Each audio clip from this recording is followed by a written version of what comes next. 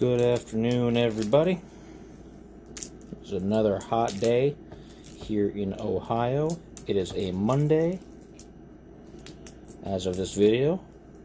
Don't mind me, I'm trying to get the plastic off of this. I always try to get the seals off my bottles before I do a tasting because it tends to take a few minutes, and I thought maybe I'd be able to get this off while I got the video started, but it's giving me some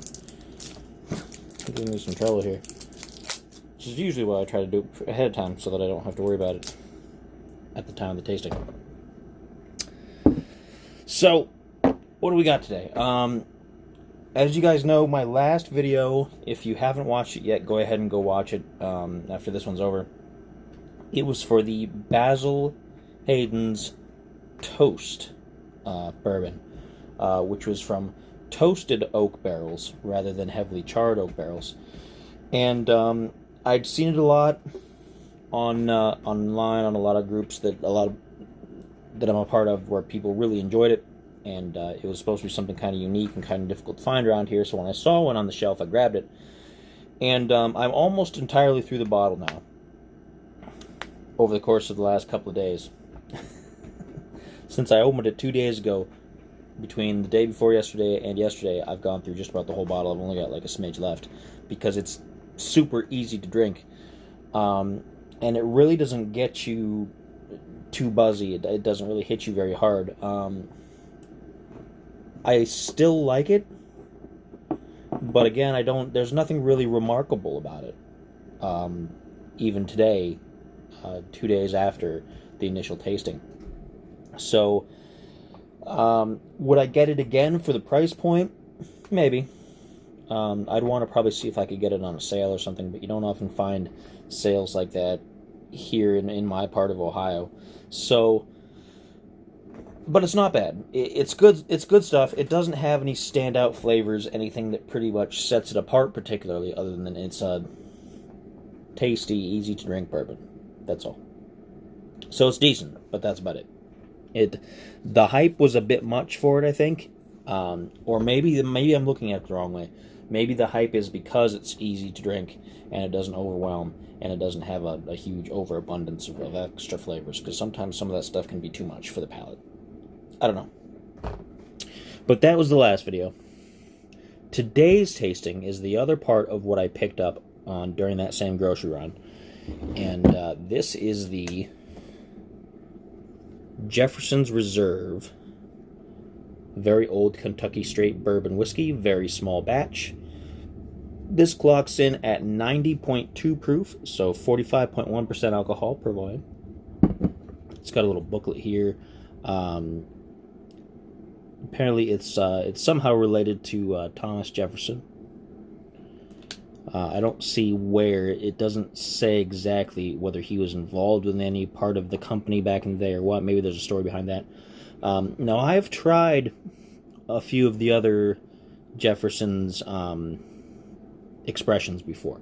I've tried 2 of the Jefferson's aged at sea, which is the Jefferson's Ocean, which is pretty good stuff. I'm going to see if I can get the lighting to be a little bit better here. I don't know.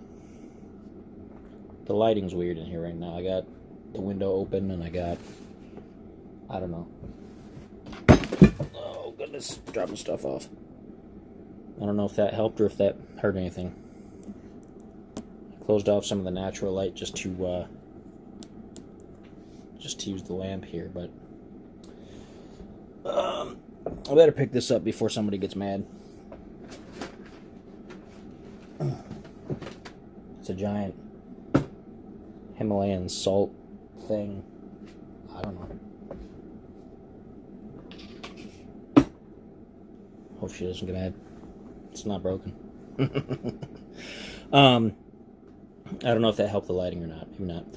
Anyway, I've had 2 of the Jefferson's Ocean aged at sea, which is an interesting concept. There's only a couple others whiskey brands that I've seen that have done that. One of them was a Japanese company. I don't remember which one that was, but they aged their bourbon on a ship while it was sailing across to wherever it had to go.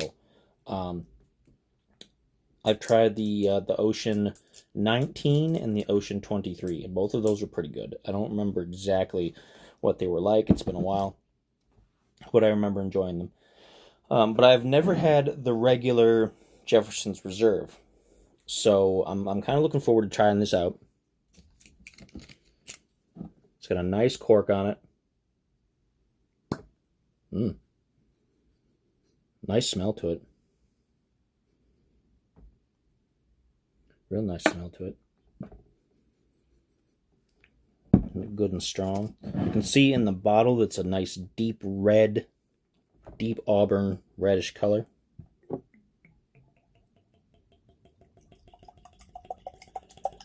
it into the glass here. The tasting glass. Put that cork back in there.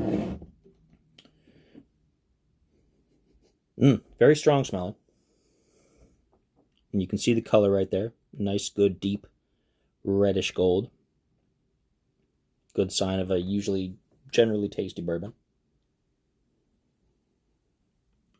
Very high amount of alcohol fume in the nose there.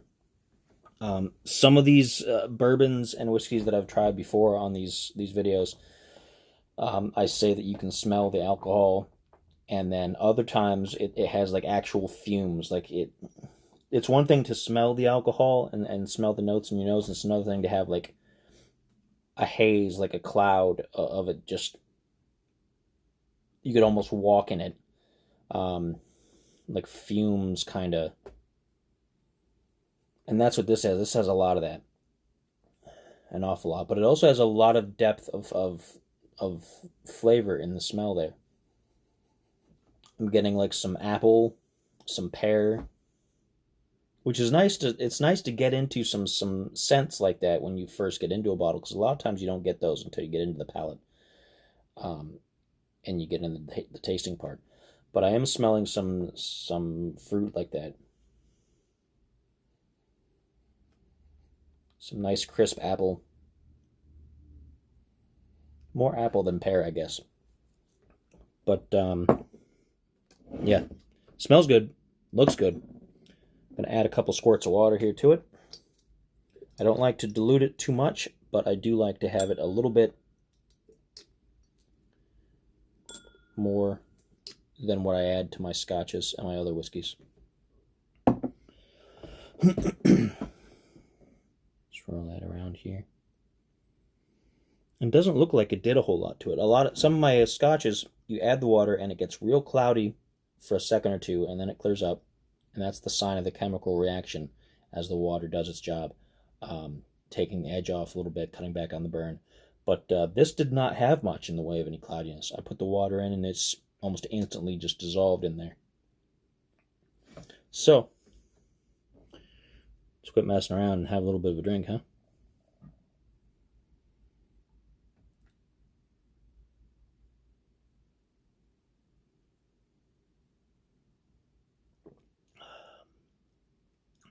Sharp, a bit sharp.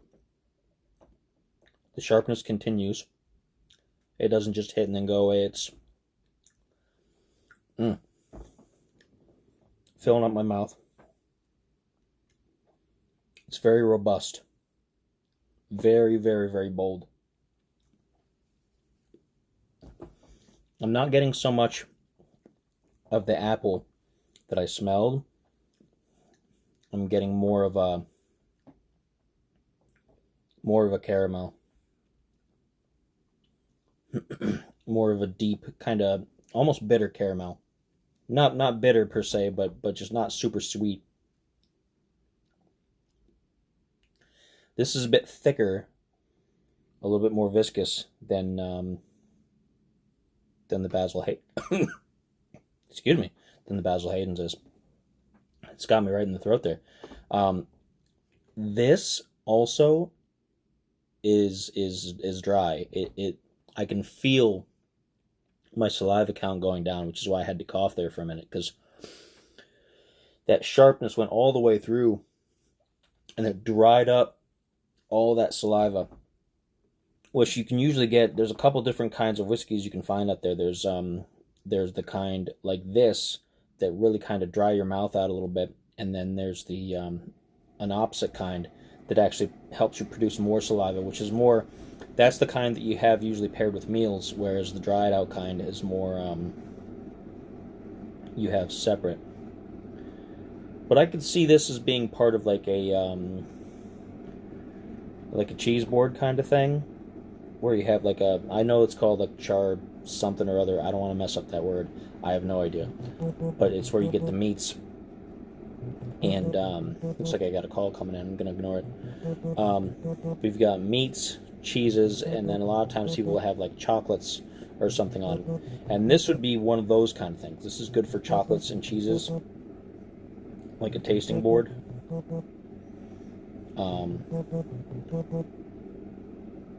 Yeah, that's what I'm kind of getting out of it.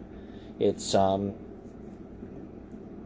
you'd want something like that to kind of help that saliva a little bit more, because this really definitely dries it out. But I think like a chocolate or like a nice creamy cheese, which is kind of difficult for me because I don't being lactose intolerant, I can't have most regular cheeses anymore, so I have to have the dairy-free alternatives, and I don't know how well they would pair with this because they react differently, but I'd give it a try. So this is kind of a nice upper crust kind of social bourbon sort of thing. Like it's not for a big meal. It's not for just pounding down a few shots with your friends. This is a nice appetizers and bourbon kind of thing. Let's have another taste so I can kind of develop those flavors a little bit.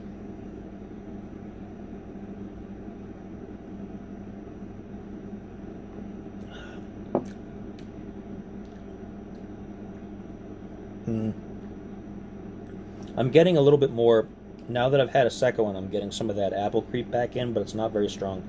It's not very sweet.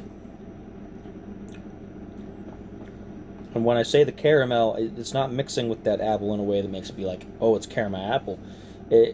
It's not really giving me that impression. I can taste each of those flavors kind of distinctly. Maybe a little bit of bitter orange. A little bit of bitter citrus at the very edge there. Not a lot. But not bad. Not bad. Not as easy to drink as the toast was. Not as easy to drink as the Basil Hayden. This is not one that I'll probably be going through this bottle as quickly. I'll probably be sticking to this is a sipper. A slow sipper.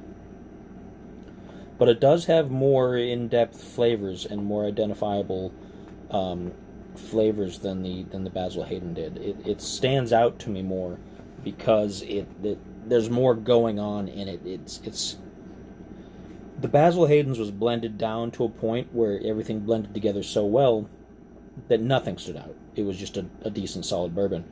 Whereas this has some nice notes that jump around on the palate a little bit, and it's got that sharpness. The second drink was not quite as sharp as the first, which is another hallmark of a decent bourbon, because some of them I'm dried out. I should have brought up some water with me. Whew. But I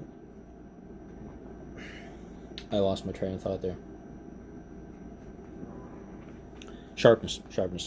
Some bourbons will have that initial sharp jab in your mouth that'll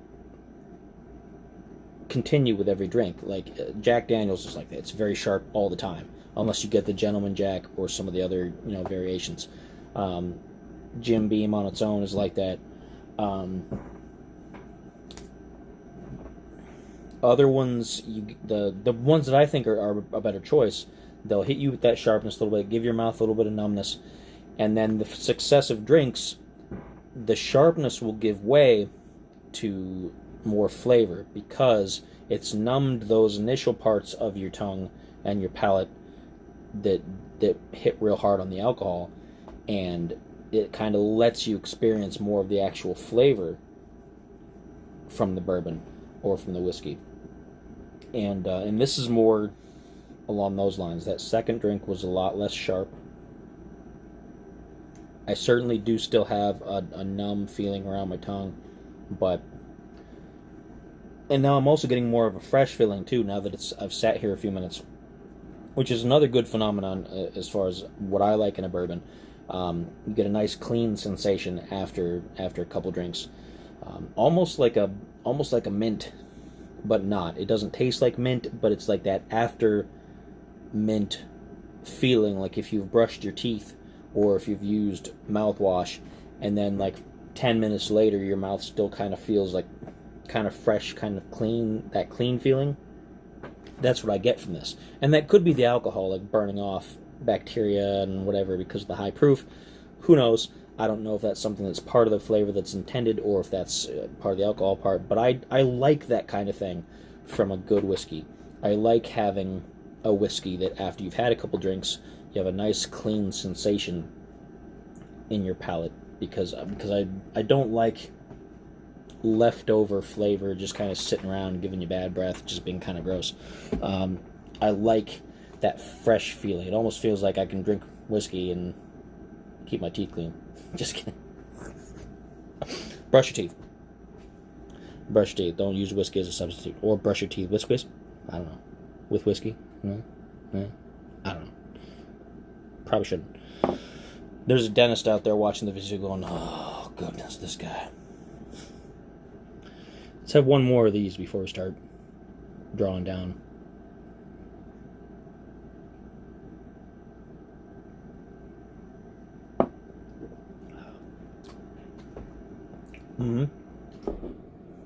Yep, it definitely gets smoother as you drink it. It's still a bit harsh. Not as bad as that first drink. Still a bit harsh, and it does dry you out. Oh, my mouth is getting real dry. This is something you want to have, some kind of a moist snack, something like a cheese or like a chocolate or something like that to kind of help battle that dryness, because it's just sucking that right out. All the saliva is just like out of here. And that's the one thing I don't like about it. I don't like that part. I don't like that part. I've had other whiskeys and bourbons that have done that, but this is a bit much. This is very, very dry. Very dry. It might make a good mixer for an old-fashioned, which might preserve some of the moisture a little bit. It's hard to say. I'll have to do some experiments and see what I can figure out about it. But yeah, other than that, I like it. I think I like the Basil Hayden's more, even though it wasn't very remarkable, because it was easier to drink. It was a little bit kinder to the palate. I like the flavors from this, but I'm not so keen on that dryness, and it's just a bit much. It takes a lot away from it.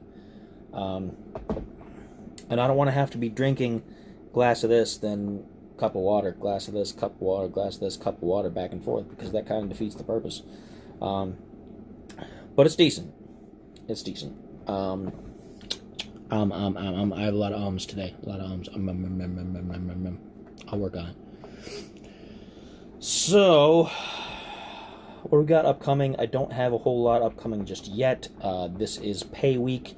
So in a couple days, I'll be able to see what kind of a budget I have for new tasting choices. Once that happens, I'll be sure to pick up some things and let you guys know, and then we'll see what we can do about our tastings. So, that's it. Just kind of a short one today. Pardon me. Ooh.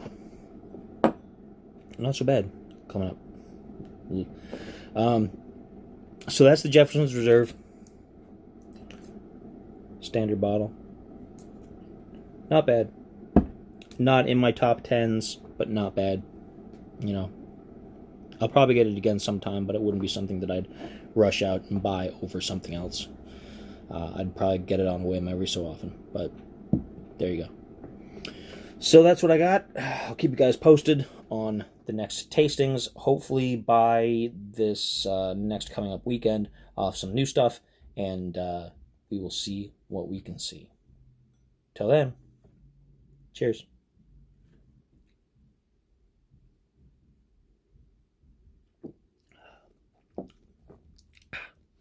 So dry. So dry. Do not eat this with chips or crackers. Don't do it.